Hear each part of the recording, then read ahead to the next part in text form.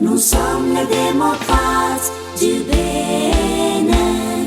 Nous sommes engagés pour la patrie. Nous sommes le jour où il y a la nuit. Nous apportons le sourire où il y a le chagrin. Kai Maba, écoute ce fait au nom. Samedi 18 janvier 2025, échange entre transporteurs du Bénin et une forte délégation du Parti Les Démocrates. Elle est conduite par les députés Raoufou Sareki, Viviane Tama et le docteur Adam Sno Kondé, secrétaire à l'éducation et à la recherche scientifique du parti.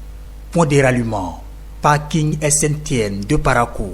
Devant l'assistance, l'un après l'autre, ils ont exposé, point par point, sans langue de bois, le calvaire qu'ils vivent au quotidien.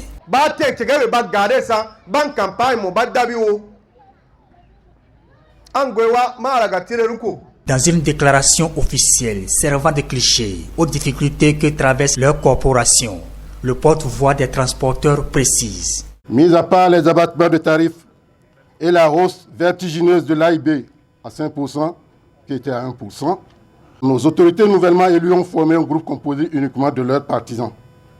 Et c'est ces derniers qui nous sous-traitent dans le transport, moyennant une commission qui varie entre 13 et 15% de nos factures.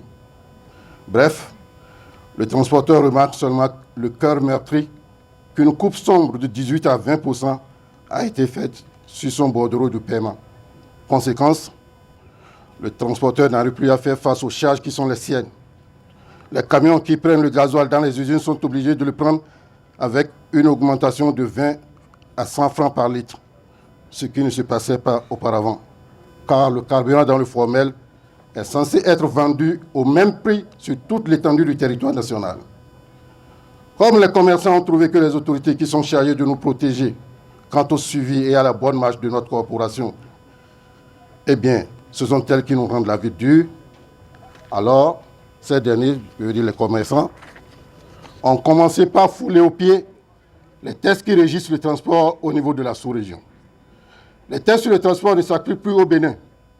Par contre, ces tests s'appliquent dans les autres pays de la CEDEAO et même de l'AES. Résultat, les prix de transport connaissent une baisse drastique du Bénin vers les autres pays de la sous-région. Cette situation a fait que les transporteurs béninois sont considérés comme les casseurs de prix de la sous-région, si bien qu'ils sont devenus persona non grata dans les pays comme le Niger, le Togo et la Côte d'Ivoire. Il faut que vous fassiez quelque chose pour sauver le transport au Bénin. Le docteur Adam Sno Kondé reçoit la motion en promettant la transmettre fidèlement au premier responsable du parti LD, le docteur Boniyayi.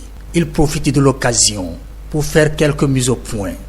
Pendant les 10 ans du président Yahi Boni, on l'appelait président des transporteurs. Parce que quand le transport a des problèmes, il ne tient plus de conseil, lui-même il vient, il suit. Vous le voyez au port, oui ou non? C'est encore lui qui a compris que le port de Cotonou n'est pas le port du Bénin, mais c'est le port de l'Interland, le port des pays sahéliens qui n'ont pas de port. Il allait partout dans ces pays pour leur dire, le port du Bénin, c'est votre port. Vu l'ampleur de la situation, aucun sacrifice ne sera de trop pour libérer le secteur, selon les députés démocrates. Ce qui se passe dans le transport à travers les discours, c'est un crime. Je vous jure, c'est un crime. Tout ce qui a un début a toujours une fin. Mashallah. Mashallah. Mashallah. Ça va finir.